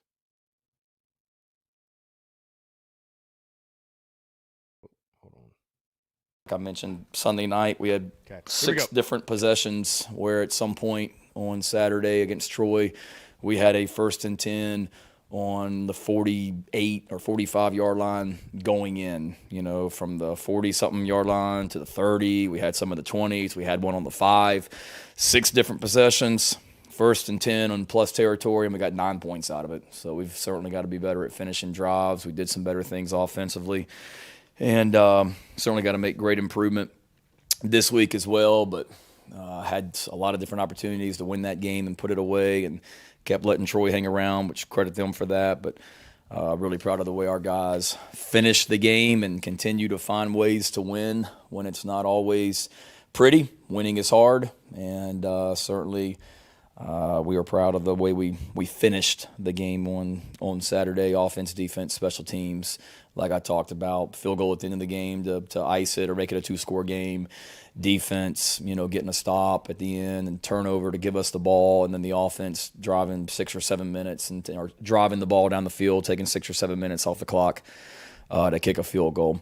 Going to Knoxville this weekend, going back to a place where I have great memories of, a proud graduate of their sport management program, led by Buck Jones at the time and Dr. Rob Harden, who is still there, I think, running their sport management program. So I have a master's degree from Tennessee and great memories there from my time working for Philip Fulmer as a graduate assistant and working for John Chavis when he was the defensive coordinator, working for Coach Adkins when he was on the staff and I was a graduate assistant working with Sat and had a really good experience there. I learned a lot of football from Coach Fulmer in my time and made a lot of great friends. I was thinking about it the other day. It's pretty neat just thinking back all the people that were in that same sport management graduate program at the time. Obviously, Sat was there with me. John Curry, who's the athletic director at Wake Forest. John was working in the athletic department, but was working on his master's. So I was taking classes with John. Eric Conkle, the head basketball coach at Louisiana Tech. Matt McMahon, the head basketball coach at Murray State. Kathy Becker, who's in charge of track operations up at Clemson. So there's a lot of people. I'm sure I'm forgetting some people, but had a good time and made a lot of great friends. I'm trying to do my part. Those are some successful coaches and athletic directors, so I'm trying to do my part to not bring them down, the people that were in grad school there at the same time, and big challenge to hold up my end of the bargain. But got some great friends still in Knoxville, great friends still in the athletic department, great friends still in that football program. Was looking on Tennessee's website the other day, and it's remarkable how many people are still there from the equipment room. We've got some great friends there to some of the administrative assistants in the football office and whatnot as well. So neat place. Looking forward to playing in Knoxville Saturday, and got a big challenge on our hands. Obviously a first-year staff like we are, but you see them continue to get better each and every week on all three phases. Offensively, we got to do a great job of handling their tempo. They certainly try and run a lot of plays, and people think tempo, they're throwing the ball all over the place, and that's not the case. They want to run the football, and that was very evident against Missouri last weekend. No one is running the ball more in the SEC than what Tennessee is. They lead the conference in rushing attempts, and they run the quarterback, who's a load back there in Hooker. They run the running backs. They got talented backs, and they're a challenge offensively because of how well they run the football and their tempo, and they're getting better and better. Defensively, really, really playing hard. That's obvious. You know, they've got a system. They believe in what they do, and those guys, the young men on that defense, it's obvious they believe in it, and the way they play, they're talented up front, and got some experienced guys in the secondary, and then special teams wise, they're playing with great effort. That's the thing that jumps off on tape. They blocked a punt for a touchdown against Pittsburgh. Dynamic punt returner and kickoff returner, and number one, the receiver. He's somebody that we got to account for at all times when we are kicking the football. One person very rarely brings him down. He is a load back there, so we got to do a great job from that standpoint. And they got some great players. You know, I don't know what the issues were at Tennessee in the past necessarily with the previous staff, but wasn't one of them. I know they've had some attrition in the transfer portal, but they got a lot of really great players that are still there, and it'll be a big challenge for us to see if we can get better this week and go play better on the road than what we did last time we had an away game over in Athens. But our guys are excited to go compete, and looking forward to being in Knoxville Saturday afternoon and back in SEC play. So be glad to answer any questions with that. Shane, when you look back at the offense the past 5 weeks, the running game really started to break loose in the second half last week, but particularly with the inside zone, runs up the middle, just what has been the problem there about trying to get that on track early and getting it on track for good? Yeah, certainly we have to be able to do that. You know, against Kentucky, there's a 380-pound nose tackle that is hard to move. That would be one thing with them. Troy built a little bit differently, and you know, a couple times on some zone plays, their linebackers do a great job of Troy's, fitting it and coming off when they say a double team, coming off, and we got to be better with our eyes and coming off the second level of blocks. And really, David, it's sustaining blocks and just finishing plays and straining to finish and keep your head in the right hat placement and not give up a gap and things like that. So, you know, every week is different, and like I've been saying with the run game all along, it's a combination of things, whether you're running counter schemes, gap schemes, outside zone, inside zone, pin and pull. it's a host of things, and running the ball inside and up the middle is no different. But we got, Vershawn Lee was our player of the game, talented guard. Eric Douglas is a leader on this offense at center. Javon Gwynn's leader of this offense at guard. And, we trust those guys on the interior. We've got to be able to run the ball downhill and move people, but also put together a scheme each week that gives those young men a chance to be successful. Shane, you obviously mentioned in the teleconference and then today just about the offense not being able to finish drives. When you look back at that tape, was there a key thing that you noticed when the team got across midfield, and how much will Lukey using his legs kind of help maybe with some of the efficiency stuff and extending plays? And I think Luke's got to use his legs no matter where we are on the field, coming out, midfield, going in, goal line. And don't misconstrue that to say that we need him running every snap, but if they have everything covered, he's a weapon that is hard for people to bring down as well, because he's such a good athlete. So he needs to be able to use those feet. And then as far as the drives, I think it's a combination of things, whether it be a drop, a route that's not quite what we want, from a detail standpoint.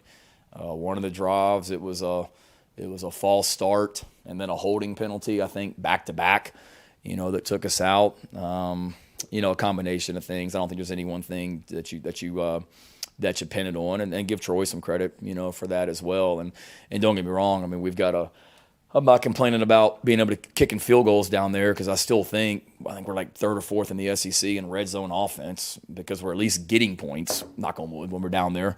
But we need to make those touchdowns as well. We need to be able to score touchdowns this week and not kick field goals, if we get down there in that territory. And we're glad we got Parker White, but I'd rather Parker White be jogging out there to kick an extra point than jogging out there to kick field goals. Shane, with you and Coach Heupel coming in the same offseason, and both programs apparently coming off a similar 2020, there's probably going to be a lot of comparisons of the two programs, not just this year, but in the next few years. You think that's a fair comparison? Yeah, probably. You guys, that's better for you guys, but certainly similar programs. Both didn't have years last year that they wanted to have. Both programs were, affected by attrition, people leaving the transfer portal. Obviously, they've got two guys that would be on their offense right now that are playing at Oklahoma, and they've got one guy on their defense that's starting at Alabama, I guess. And the same could be said for us with some people that left this program. We've certainly been aided by additions to our program from the transfer portal, and so have they. They lost some good players in it, but man, they've added some really good players as well. So it's probably a fair comparison, but I'm sure Coach Heupel would say the same thing that I'm saying. I'm not worried about competing necessarily with Tennessee 365 days a year. We're trying to do what we can do to make our program the very best that it can be. Day in, day out, and we're all chasing the same goal, and that's to be playing in Atlanta one day for the SEC championship, and they're working hard just like we are to get that done. When it comes to throwing the ball down the field, because you mentioned it after the game on Saturday, with the quarterback, is there more to it than just dropping back and throwing it as far as he can? Like, what are some of the, details that come with that type of play? Yeah, it's more to it than just dropping back and throwing it. Certainly there's a timing element involved. Each quarterback's arm strength is different. It's from a wide receiver standpoint, what is the technique that defensive back is playing against you? Is he pressed up in your face, and now you've got to work a release at the line of scrimmage, and the quarterback's got to understand that and then throw it and catch it? Or is the defensive back playing 7 or 8 yards off, and you've got to be able to drive off and attack his cushion and then win and throw the ball downfield? Is the defensive back, do you have him beat, and now it's going to be a throw on with timing, to try and hit you in stride? Is the defensive back playing on top of you, and now you're working in some of your back shoulder throws and things like that where you're throwing it a little bit behind the receiver. What is the coverage? Are they playing 2 deep? Are they playing 3 deep? So certainly there's times where, yes, it's pretty obvious it's man-to-man coverage and there's nobody else out there, and you're just going to drop back and throw it. But then there's lots of times where, based on the coverage, that route could be a little bit different that the receiver's running. And then some of the ones we threw downfield the other day were, off some max protection and double moves and play action, deep shots and things like that as well, where there's timing and depth of the route and everything involved. So, there's a lot more to it than that, and we've certainly got to be better. Our timing has been off on some deep throws. I thought, the one that comes to mind, I think, is the second play of the game. We motioned Jaheim out over there towards Troy's sideline and had him one-on-one against a safety, and communication / timing / details between Luke and Jaheim wasn't quite what we, wanted on that one. So we're still a little bit rusty, but then at the same time, we've hit some really impressive deep throws also. East Carolina comes to mind where Zeb hit, I think it was Van down the left sideline, and Georgia comes to mind with some of our guys. So it's a work in progress, but certainly there's a lot of details that go into it also. Excuse me.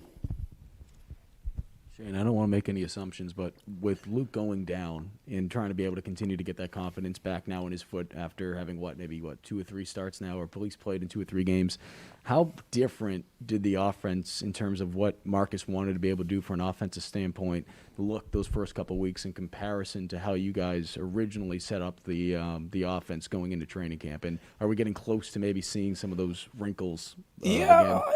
I think so. I don't think – I wish I could tell you that when Luke got hurt that we had to trash everything, and that's why we struggled the first couple of weeks, but I can't. I'd be lying to you.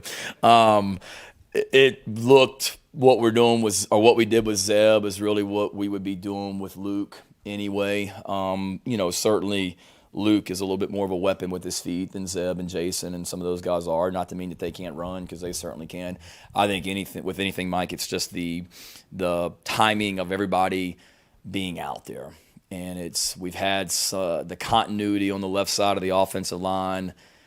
For whatever reason, just hasn't been, or for different reasons, just hasn't been consistent at left guard, left tackle. The quarterback this week, unless something happens in the next few days, will be the first time this season we've started the same quarterback 3 games in a row. The running back position, Marshawn didn't get spring practice. Juju is a true freshman.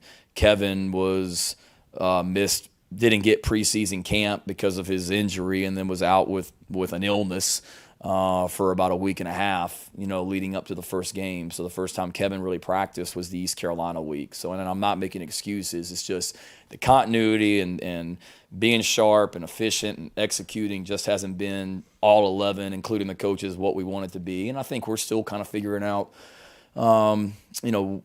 what we're not. I don't want to say what we're best at, because we're 5 games into the season, but there are certain things that we're maybe maximizing a little bit more in our offense than we maybe anticipated going into the season, or maybe coming out of spring practice we felt a little bit better about running this particular scheme, and now we've kind of gotten into the season and realized that we're maybe not quite. We're better off running something else, So I understand there's a sense of urgency. We're about to be halfway through the season after Saturday, but I think it's just the continuity of all 11 guys being out there and everybody getting more and more confident each week. What are your feelings about Ortre Smith entering the transfer portal? And it looks like the NCAA is going to allow teams to replace up to 7 transfers from the first term. How is that beneficial? Being able to replace them is huge, because I used my situation or our situation last year when I came in and lost a lot of guys to the transfer portal, but you're sitting there with normally 25 initial scholarships, but we didn't have that because some of the young men in our program were signed last year and used before I got hired one of the 25 initials that I would have had. So I think I had something around 20 or 21 we had when I got hired, and there's only so much you can do with that. So then when you start taking people beyond that, now you're taking numbers from next year's recruiting class, the guys that are seniors in high school, and you're constantly just playing catch up, and you can never quite get it where you want it. to be, because we went into the season with well under 85 scholarships of the guys that were recruited here as scholarship athletes. We were well under 85, which is why we were able to put Trey Atkins, Darrell Ware, and Matthew Bailey on scholarship. So I love it. I think it's great, and you know, you don't want to lose anybody in the transfer portal, but you understand that's part of it. And in regards to Ortre, I hate to see him go. I do. I've known Ortre and his mom since 2016 when I was at Georgia, and we were recruiting him over there. And can remember him and his mom making visits to Athens and getting to know him. And I can remember going to Wando High School and visiting with Ortre and Jimmy Noonan when he was the head coach there. And just a fantastic young man, fantastic mom. I think the world of him. And it was a hard decision for Ortre to make that decision to leave. I have nothing but great things to say about him. I wish him nothing but luck. I told him that. We talked for a long time in my office. It was an emotional meeting because I love the kid. I didn't want to see him go, but I certainly understand that he has goals, and he's not a young guy anymore. He's towards the tail end of his career, and he wants to be somewhere where he can play a little bit more. And the receiver position that he's playing right now is where Josh Van and E.J. Jenkins are. And EJ continues to come along and get better and better, and you're going to continue to see him play more and more. And then Josh Van's having a great year for us as well. And it's just hard to, crack that receiver rotation. And like I said, wish him well. And like I told him yesterday, if he needs me to call any school for him or any school wants to call me about Ortre, I'll have nothing but positive things to say about him. Shane, we were talking to Luke and Jamar about this a little bit just a minute ago, but as far as like blocking out the noise and avoiding good, bad, indifferent, negative, positive, how much can guys actually avoid that given, social media, internet, whatever? And I guess as coaches, how do you guys kind of balance that when, that stuff is out there? And, I guess the example would be, when Jamar drops the ball last week, right? How much can you help guys avoid that stuff and talk them through that and, help them let that roll off their back or whatever you want to call it? Yeah, great question. I think it's hard, obviously, because of social media and these guys are 18, 19, 20, 21-year-old young men that are on social media and have families and friends and are going to class and walking through campus and, practice ends, and we, hunker down as a staff in this building the rest of the day and late at night. And other than going home and, seeing our families late at night, really we're not out and about. We're here as coaches, and our players don't have that. And, the thing we do is just worry about what you can control, worry about whose opinions matter. The same people that are, getting on our guys this week are the same ones that are going to be patting them on the back and telling them how great they are when they do something as well, So whose opinion matters. We talk about being a football family and this football family and your family. Those are the opinions that matter. And frankly, when you're at a place like a South Carolina, when you're playing in the SEC, you were in the spotlight. And there's a lot of great things about being a head football coach in the SEC, but you also realize that the scrutiny is, to say the least, a little bit higher than it would be if I was coaching at wherever, that's not in the SEC. But I love that. I mean, you want that. You want to be at the highest level, and you got to understand the stuff that comes with it as well. And the players on this team and the football family, we know, like Jamar, for example, nobody feels worse about that play than Jamar. And let's not lose sight of the million other fantastic plays that he made on Saturday. The kid played his butt off on Saturday. And came into a tough situation with RJ getting kicked out, Jalen Dickerson being a little banged up, and he probably went in there not even thinking if he was going to play. And next thing you know, he's playing his tail off and makes an interception, or what he said was an interception over on the sideline, whether it was or wasn't. A great play, blocked a punt, and then just really, really played well. Like I told him, I know he feels bad about it. We're not okaying it. It's not okay. He knows that, but let's just coach it, correct it, and not lose sight of what else you did. And he's not going to let one play define him, and we're not going to let it define him for us either. Shane, following up on that, a couple of weeks ago, Clayton told us that it was easier to get the players' attention after a loss, especially when it comes to correcting mistakes. When you have something that happened like Jamar's mistake that is getting so much national attention, does that help you get players' attention and say, okay, see what happens if you lose your focus here? Yeah, it does. We try after every game, Rick, win or lose, to educate, and we always come in there on Sundays and we show, 10 to 15 plays of really good from the day before and really bad from the day before, because win or lose, there's always things that we can coach and correct and teach and learn from and celebrate, and we do that. Certainly, Jamar, the national attention, I'm sure he was sitting around last night and saw him on Monday Night Football, the come on man, and all that. And, he'll learn from it. But I think our players know that. And it's not so much you better do right or look what happens. It's more just educating and trying to hold them accountable. We're not okaying it and not holding guys accountable. We're holding them accountable for it, but also making sure our guys understand what a thin line it is between winning and losing and those details and how it affects it. I mean, we were showing them a clip this morning. I don't know how many of you guys followed the Old Dominion Buffalo game a couple weeks ago, but Buffalo was beating Old Dominion 35-7, and Old Dominion came all the way back, scored a touchdown to make it 35-34 with like a minute left in the game. Old Dominion's excited. They celebrate. Some players come off the bench with their helmets off. They throw a flag on them. Now that extra point is now a 35-yard field goal or extra point that he missed. So after coming back, they lose the football game because the kicker missed the extra point because they got a celebration penalty. And just trying to constantly just educate our guys. And we do that all the time. I use the Old Dominion Buffalo as an example because we looked at it this morning. But just constantly educating our guys and understanding that we want to play smart football. That's one of our goals. And we've got to be better at it. And we were better against Kentucky from a penalty standpoint. And then even than we were against Georgia. And then even against Troy, we were better with the pre-snap stuff. We had a 12-minute in the huddle. That's just poor communication, players and coaches.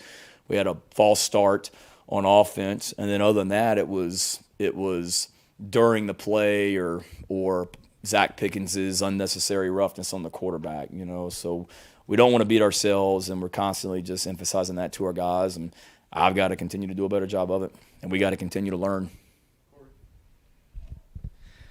Shane, I know you guys are basically reached the midway point of the year. Where do you guys feel like you are from a conditioning standpoint on the defensive side of the ball, and how much are you guys just really anticipating the guys potentially being out there for 80, 90, however many plays Tennessee ends up trying to run? Yeah. Well, if we can get our butts off the field on third down and be good on first and second down, we won't be out there for 80, 90 plays. So, I know what their goal is, and rightfully so. And our goal is to be good on first down, be good on second down, and then to get our rear ends off the field on third down, and then control the ball on offense and be able to score points as well. But I feel great about it from a conditioning standpoint. Our depth is still not where it needs to be. I mean, obviously we're down Rick Sandage on the defensive line. He would be playing. Sherrod Green being out, he would be playing. RJ being out for the first half this week, he would be playing. So depth-wise, we're not where we need to be. But conditioning-wise, I feel good. And credit Luke Day and his staff, credit Kristen and nutrition for that. I mean, we have GPS monitors on our guys during games, and we had 11 players Saturday against Kentucky that were the fastest they had been at any point since August 6th, the first day that we started practice. So we take the same guys, they wear GPS monitors during practice, every single practice. So Saturday against Troy, 11 of our players, and I'm not just talking skill guys, D linemen too. Tonka Hemingway was one of them. MJ Webb was one of them.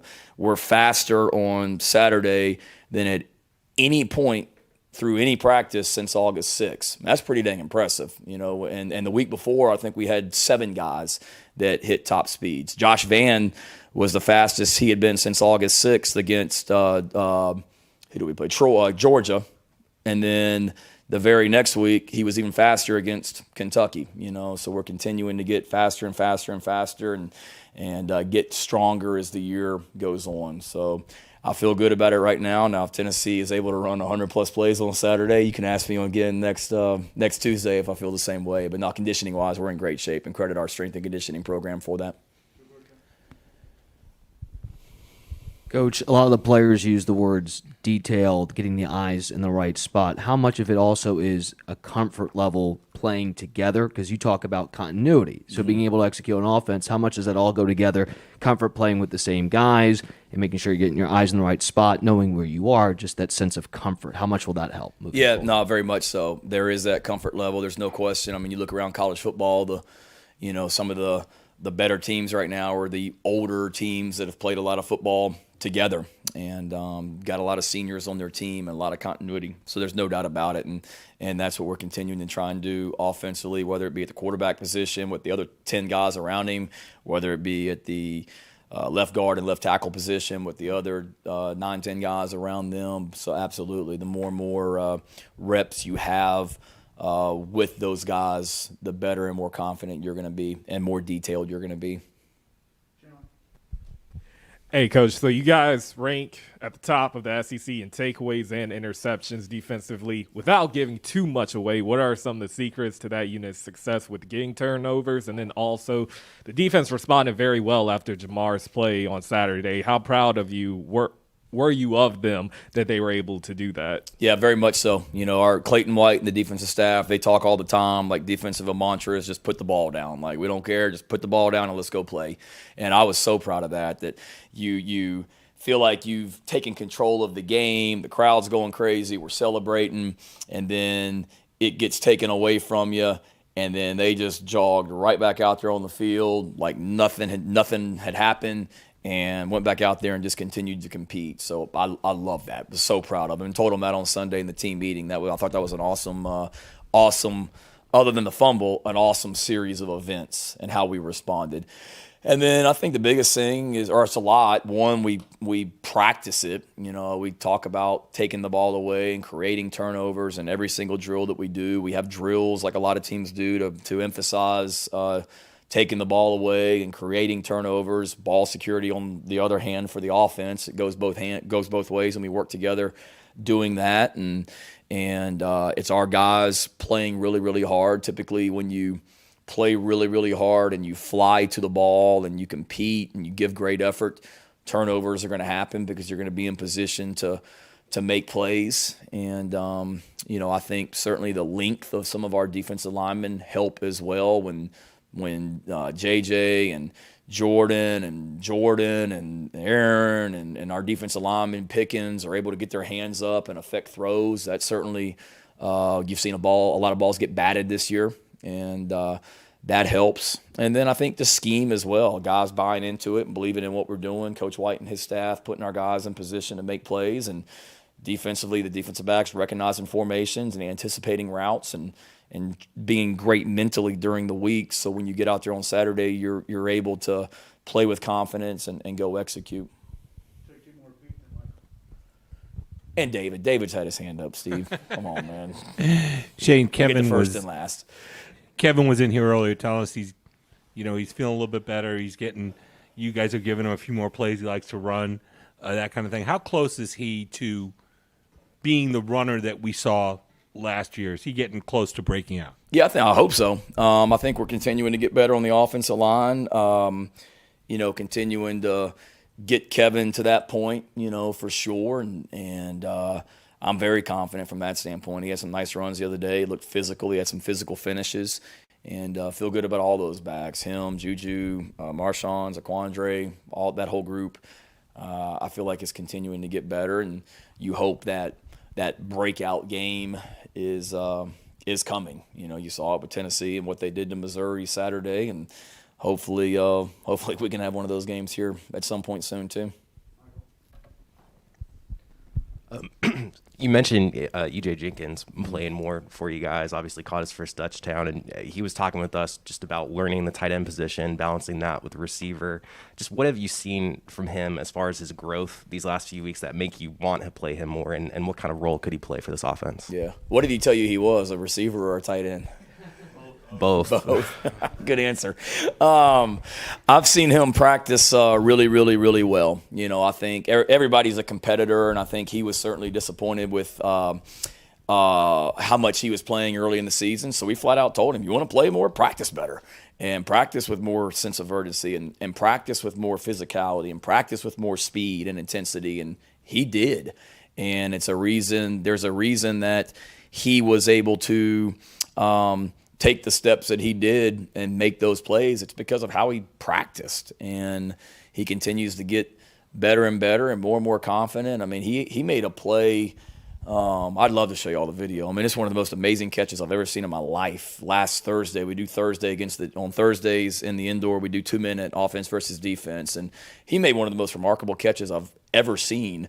To the point where you don't even realize he caught the ball. It was a play coming across the middle, and he caught the ball for a touchdown, and still don't understand how he caught it. But he's just got such a huge wingspan and body, and he's gaining more and more confidence because he's got more confidence in what we're doing offensively. He's practicing faster, and then he's making plays. And proud of him. And we talk about it with our guys all the time. Like, we're still early in the season in a lot of ways, and we're competing. Like, we got 11 guys that'll start the game on Saturday, 11 on offense, 11 on defense, and then all the special teams units. But there's like no position that we sit there and say he is the starter right now, and we guarantee he's going to be the starter when we play Clemson at the end of the season. Like, we are competing every single day in practice, and we talked about it in our team meeting. Like, you want to play, make it so hard for your coach that he can't not play you. And that's what EJ did in practice the last couple of weeks, and his upside will continue to grow for sure. You're welcome, David. Thank you. Shane, with RJ out the first half, who's going to start at that spot? We'll continue to work it, just like we were just talking about in practice and competition, David. We'll compete during practice this week. Come on, man. That's a layup.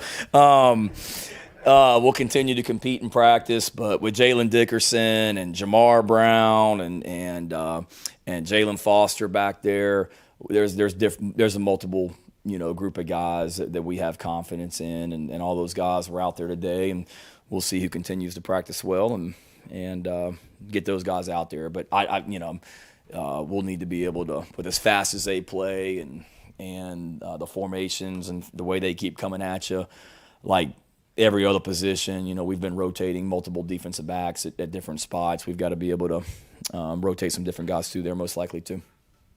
Good. All right. Thank you. Y'all have a great week.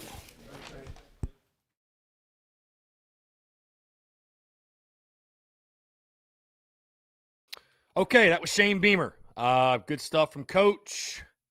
We got about 10 minutes left here on a Tuesday. Taking your questions, your comments, your calls, 843-790-3377. I don't think anything out of the ordinary there from Coach Beamer. Obviously looking forward to Saturday against Tennessee. But, anyways, we'll take your questions. We'll take your comments. Let me make sure we cut this off. There we go. Yeah, we'll take your questions, your comments, your calls. 843, guys, 790-3377. That's 843-790-3377.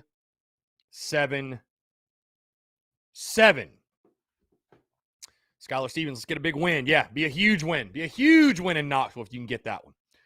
Justin Langford, our offense has to show up this Saturday and put points on the board and continue to do that the rest of the season. Yeah, that would certainly help in regards to winning football games, no doubt. Yeah. Got to put it together offensively at some point. Will Kevin Harris finally do it? Will Marshawn Lloyd? Will Juju McDowell? God forbid it's DeQuandre White, wherever he's been. You got to find something. So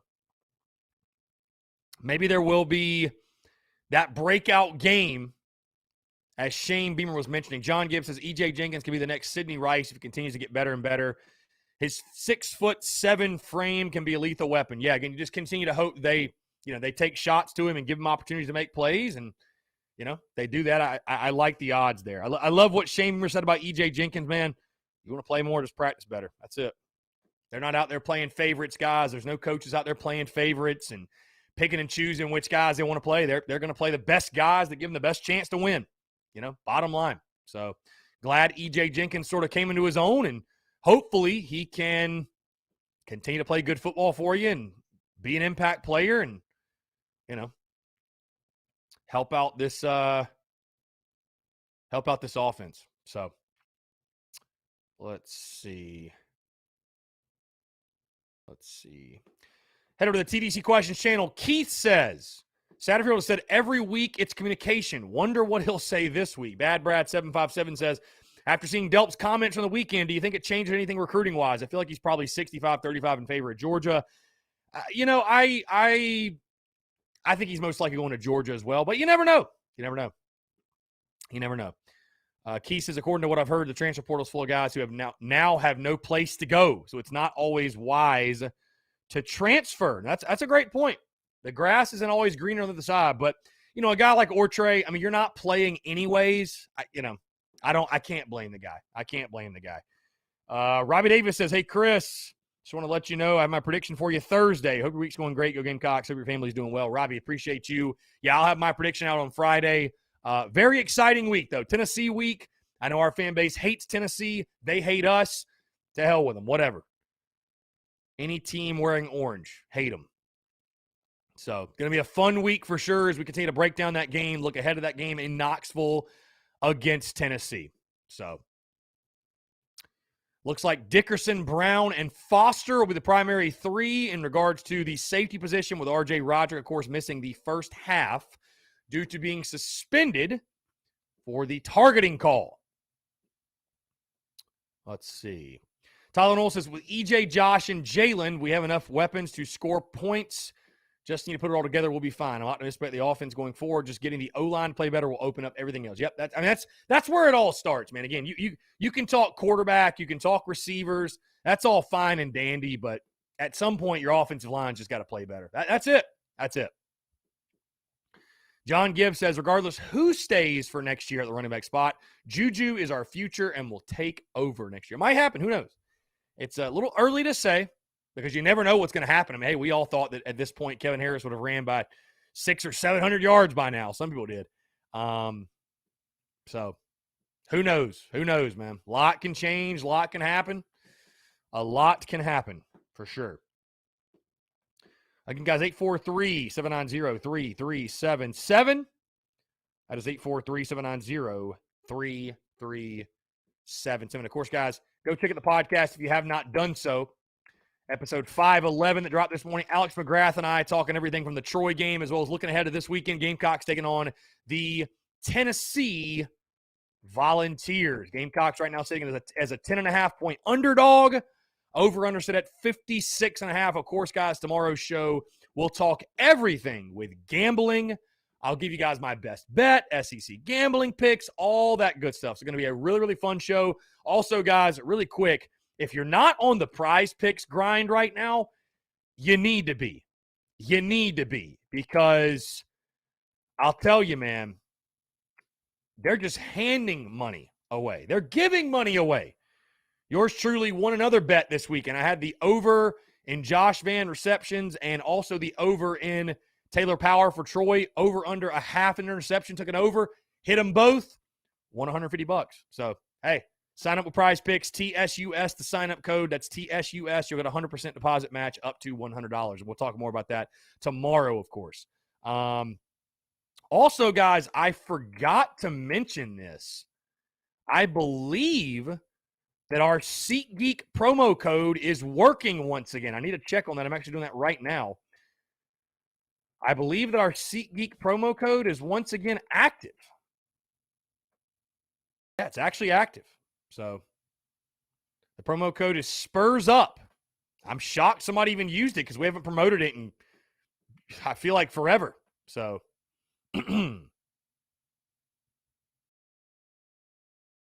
I'm actually going to change that promo code. We're going to change it to TSUS. That promo code will now be TSUS. Let's see. Justin Warren says 23-21 Gamecocks. Can't wait to be rocking at the Cocky Corner at Neyland on Saturday. I'll be in my Gamecock overalls. Justin, love to see it. Hey, quick reminder, by the way, guys, all my low country Gamecocks will be at the Carolina Ale House in Somerville, South Carolina. Yours truly will be there. We'll get there around, I'll probably be there about 10:45 or so. Doors open at 11. Kickoff is at noon. Going to be a really, really good time down in the low country, guys. Like I said, the Carolina Ale House location in Somerville, South Carolina. If you're down there, would love to see you. Would love to have you come out as we get ready to watch, hopefully, a big win for the Gamecocks on Saturday. Let's see. Tyler Hucks, I wonder if we're going to throw more against Tennessee and test how well we are in the passing game. I'd love to see that. You got just do whatever works. Do whatever works. I don't care what it is. Score points. Do whatever works. Elizabeth Bauer, look forward to seeing you there. Justin Langford, I'd like to see you and Cale Hall, a.k.a. Colonel Jackpot, do a show. We could do it. We could do it. I'm always open to collab. Always open to collab. Why not? Just a couple of minutes to go, guys. Again, 843-790-3377. Appreciate you guys always interacting, rocking and rolling with the comments and everything, guys, engaging with the content. The Daily Crow, again, obviously, guys, I've said it before. I'll say it again, though. A massive success it is, the Daily Crow. So thank you guys so much again. Thank you all so much. Truly an incredible what's going on with the Daily Crow and everything else we're doing. So appreciate y'all. Appreciate y'all for sure. Let's see. Travie, have a Corey Boyd type of game. Yeah, would love to see that. Would love to see that. Justin Martin, I appreciate you. Thank y'all for again for the love and support. Appreciate y'all. Thank you.